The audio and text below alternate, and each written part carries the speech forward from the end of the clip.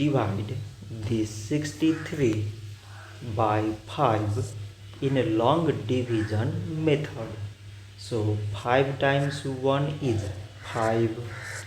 On subtracting we get 1.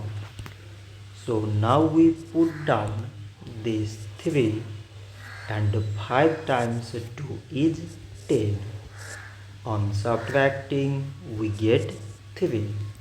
So now there is no other number to put it down. So we take here decimal so that we put 0. So it is 30 and 5 times 6 is 30. On subtracting we get 0. So 63 divided by 5 is 12.6.